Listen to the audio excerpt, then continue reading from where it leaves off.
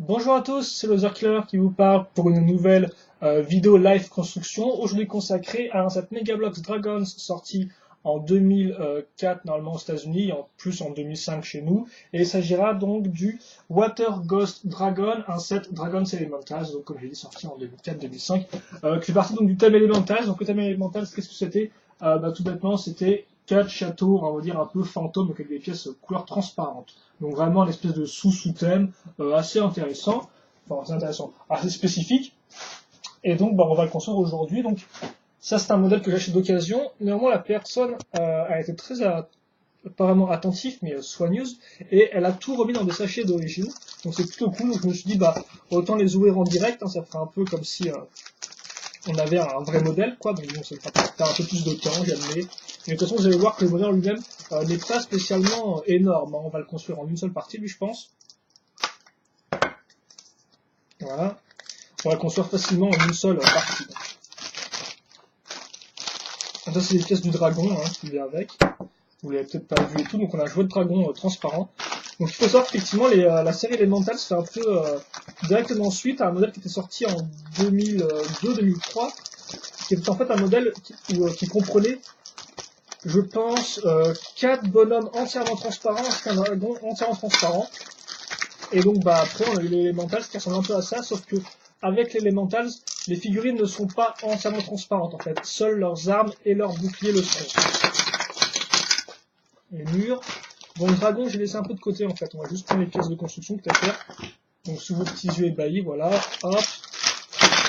Les remparts, ça c'est quoi? Ah, ça c'est des petits piliers.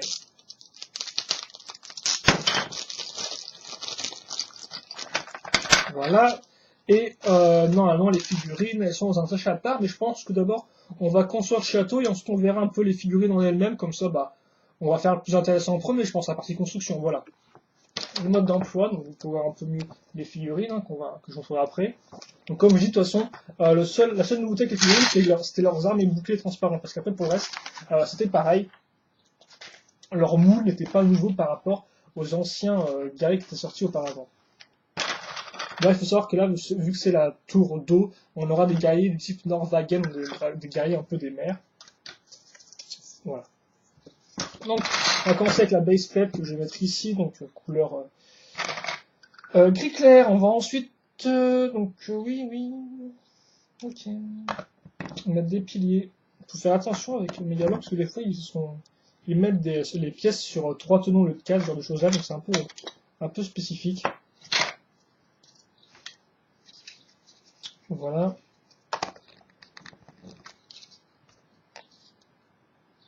Euh, je pense que ça va comme ceci, oui. À ce niveau-là. Alors je me rends compte que là il me faut normalement 2 petites pièces 2 fois 1, et je pense qu'elles sont peut-être là-dedans au final, donc je vais quand même ouvrir ce sachet-là. Donc il y a les figurines de 2 petites pièces visiblement, comme ça. Ah ok, elles y sont, impeccable.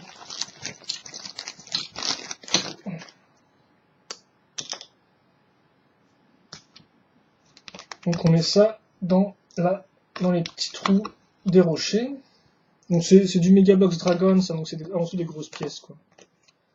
Par la suite, ce sera un peu moins grosses pièces dans les années qui viendront, mais bon, voilà, quoi. C'est vrai que pour l'instant, c'est assez comme ça, donc voilà. Alors 5, 3, comme ceci, comme cela. Voilà, donc là on va faire le premier étage. On va ensuite caser 2 briques comme ceci pour renforcer. Donc je pense que je vais avoir besoin de mettre quelques bouquins pour qu'on puisse mieux voir par la suite. Alors une petite pièce ici pour faire une espèce de forme en U. Je pense que ce sera pour accrocher la tour, car effectivement j'ai déjà la tour de feu que j'ai rejouée. Et la tour de feu est en fait vraiment une tour toute bête, quoi. Vous avez la base plate, ensuite ça montait tout droit comme ça. Là ce sera pas le cas, en fait on aura comme vous pouvez voir l'espèce de petit balcon, et en fait la tour montera que à ce niveau-là, je pense. Donc c'est assez intéressant. Donc oui, je retourne pour vous là, comme ça vous pourrez mieux voir. Donc on va caser des pièces comme ceci à ce niveau-là, qui sont de couleur grise. me semble que cette couleur-là est utilisée pour les premiers sets Dragons sortis en 2002. Voilà, donc il faut savoir qu'effectivement, ce qui est intéressant, c'est qu'on aura des pièces de mur qui ne sont pas... Ah oui, ok, d'accord. Ok, je me suis trompé, ça va ici. Ça va contre vraiment contre le bord de la pièce, on dit que ça va, voilà, à ce niveau-là. Et laisse donc un espèce de cran d'écart ici, on va rajouter un bouquin. Je vais remonter rapidement, visiblement, au niveau structure. Voilà. Comme ceci. Et ensuite, voilà, donc tes fameuses pièces transparentes qui ressemblent à ça. Donc elles sont, comme vous pouvez le voir, mi-métallisées, mi-transparentes. Là, on n'est pas trop à la lumière, donc on voit pas trop, mais voilà, c'est un peu l'idée. Et donc ça, bien sûr, c'était exclusif en bleu à ce set-là, et en transparent exclusif au set Elementals. Ok. Ensuite, une plaque toute bête, carrée. Et enfin, donc déjà les remparts normaux qu'on va caser comme ça. Hop. Ensuite, les remparts transparents, wow, des remparts fantômes. Donc en fait, ils ne servent à rien, quoi, tu peux passer à travers, c'est très utile. Hop là. Et normalement, on est très proche du but parce qu'il ne reste plus qu'à mettre deux têtes de dragon, comme ceci, on accroche à ce niveau-là. Alors c'est vrai que j'ai pas trop montré les pièces à la caméra, donc j'espère que vous avez bien vu. De toute façon, après, comme on peut voir, c'est en dessous des gros blocs, il n'y a pas non plus grand-chose à montrer, plus que ce que vous nous voyez déjà. Et enfin, le porte-étendard, qui est donc lui aussi transparent. Alors, le drapeau lui est transparent, c'est cool. Et aussi... Donc ouais, effectivement, c'est parce que là, je suis là. Et donc lui aussi, ce qui est assez cool avec le porte-étendard de Norvagen, c'est que lui, en fait, le drapeau est sur le côté, non pas de bas en haut, quoi. Non pas, il n'est pas vertical. Voilà, je vais y arriver. Alors, 3... Et je pense que c'est 3, en fait.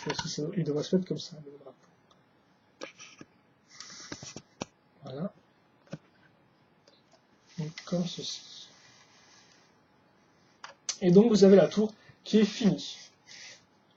Et donc, je trouve que c'est assez cool parce que contrairement justement à la tour de feu, qui était vraiment une tour, là, ça fait plus poste d'avant-garde sur laquelle on peut aussi mettre les personnages, donc sur l'espèce de balcon. Et je trouve que c'est franchement un design qui est plus intéressant que la tour rouge au final. C'est vrai que la tour rouge, je l'avais plus parce elle avait l'air un peu plus impressionnante parce qu'elle était plus haute, mais au final, ça c'était plus intéressant au niveau de sa structure, je trouve, au niveau de sa forme.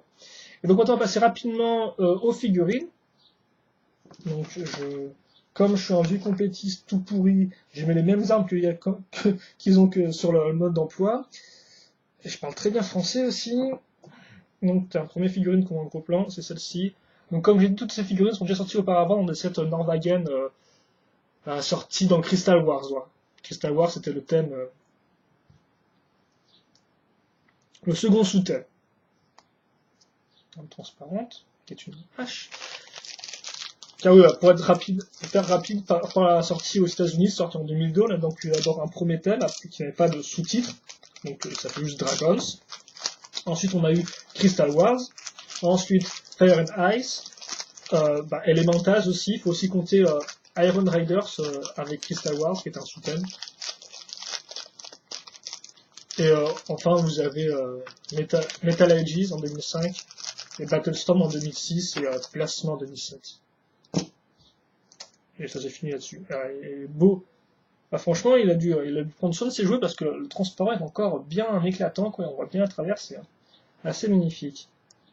Donc ouais, 4 figurines dans ce set-là. Ça, c'est la première. Je vais prendre mon petit poste ici et mettre les figurines dessus. Et puis là, vous avez vu le principal. Je vais juste rapidement monter les figurines, ouais. Dessus. Et puis on aura fini la vidéo. Cette figurine. Il faut savoir qu'ils ont tous une tête différente, tous un casque différent. Donc là, avec les Norvagen, c'était principalement leur espèce de camp qu'ils avaient, une espèce de bois un peu spécial. Par contre, ils ont tous le même corps. Ok, il y a 2 gauchers et 2 droitiers.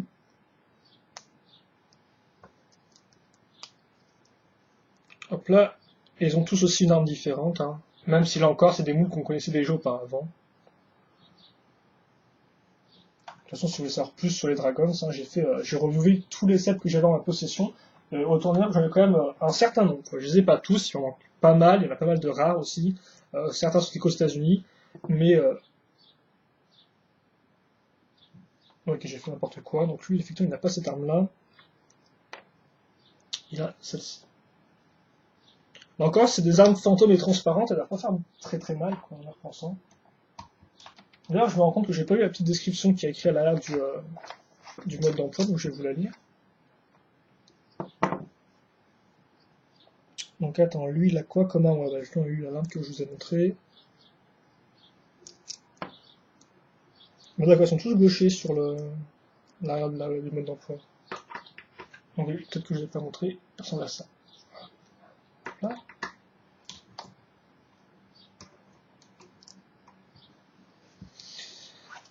Et enfin, oui, non, c'est bien ça, c'est bien qu'il y ait une différence. Certains sont gauchers, certains sont droitiers. Bon, c'est pas très important, il va plutôt enchaîner. Donc, hop là, dernière figurine, comme ceci, avec un gros nez, elle, une espèce de grosse goutte d'eau. Et donc, lui est droitier, voilà. Et donc, la description frappe contre le fort des Nordhagen. Les Nordhagen font appel au pouvoir des marées et de l'océan dans l'espoir et l'ambition qui contribuent à leur cause guerrière. D'accord, oui, leur pouvoir. Et effectivement, je me demande si plus que les fantômes, l'élémental, c'était pas justement utiliser des pouvoirs, bah, comment dire ça, des pouvoirs élémentaires, voilà, tout bêtement. Donc effectivement, bah, chacune des armées avait un truc bien à elle. Il me semble qu'on a la foudre, la terre, le feu et donc l'eau. Bien sûr, on met ça comme ça, c'est un peu dur à mettre avec le drapeau, lui. Et donc enfin, le dragon. Alors là, les mous de dragon, là encore, ne sont pas nouveaux. Ces mous sont directement tirés de la... Par contre, les pattes sont bien loose, là. Lui, là, il a bien joué avec son dragon, je crois.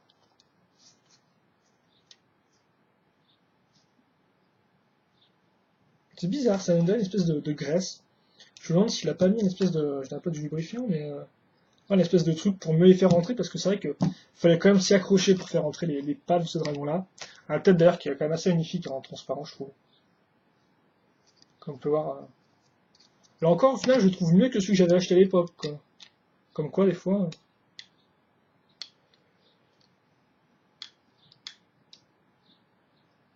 Est-ce que je suis bien dedans? Parce que là encore, c'est un peu loose. Ouais, non, je suis bien dedans. Moi, personnellement, je m'en fiche que ce soit un peu loose. Et enfin, les ailes. Donc oui, moule dragon sorti en premier lieu avec les...